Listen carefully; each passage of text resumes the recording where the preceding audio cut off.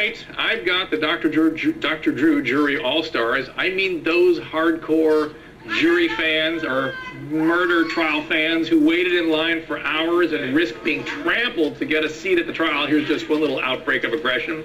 Thanks to my jury, we got inside that courtroom. Today I've got Curtis White, Kelly Heaney, and Brett Schulman. And Brett, I think you know I was calling you Barney Fife because you were there before the Sharpie lady trying to create order out of the chaos. Stunning developments tonight. Cindy put in a request to visit Casey in jail, and Casey said no. Kelly, are you surprised by that?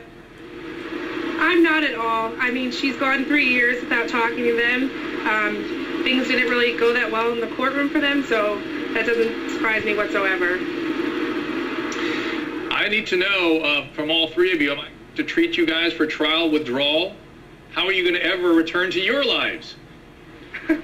I can tell you what, Dr. Drew, I think I actually have succumbed to what is called Casey-itis. I have total withdrawal from the case, not being able to observe, see what's going on out there.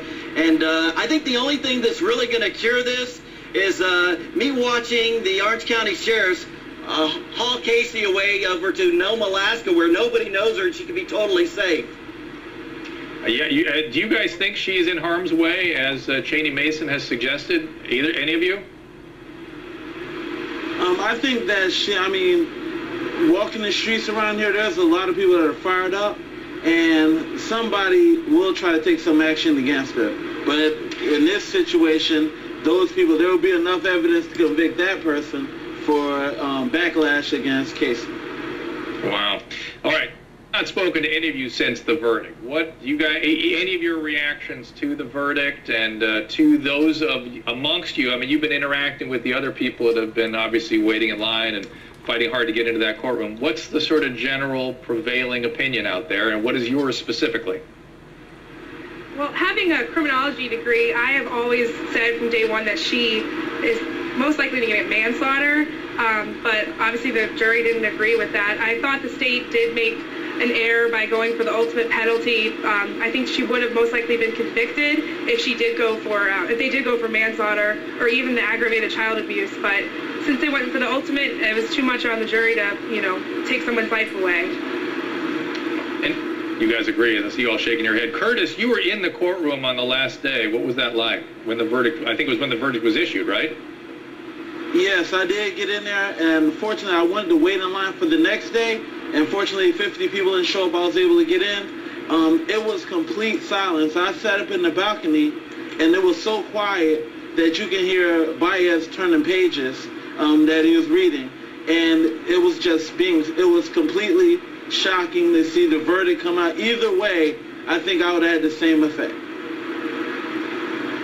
Now, I've forgotten, are all three of you from that area? Is that sort of your hometown vicinity around the court area? That is correct. Yes. Me too. Yep. So what is your community deal?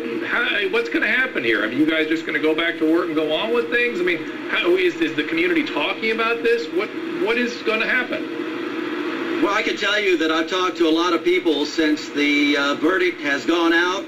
A lot of people are miserable. They're actually depressed. It's like this was the greatest thing that happened, but then again it turned into something that was basically a catastrophe, and I think everybody's just feeling just very depressed and not happy at all that a not guilty was out there, and they wanted to see justice mainly for Kaylee. Now, I don't know if you know this or not, but yesterday in Orlando we had a day that I will never forget. Approximately 3 p.m. there was a tremendous major storm out here in the area of where Casey Anthony actually lives. And a bolt of lightning hit a 60-foot tree right on Suburban Avenue that was right there, right in the front where little Kaylee Anthony was discovered. And I think that it's a higher jury responding to actually what happened.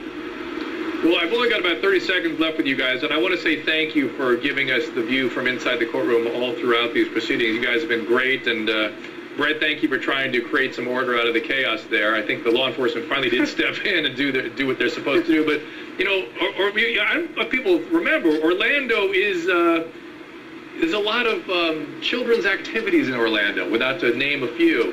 And, you know, I hope Orlando does something to step up and do things on behalf of children and put this all behind you and do things in a positive way. I've got to run, but I want to thank you guys all, and hopefully the Orlando can run. I've been to Orlando many times. It's a wonderful community, and it needs to channel that energy in a positive way. Coming up, we will preview our next primetime exclusive, the man who partied with Casey while Kaylee was missing.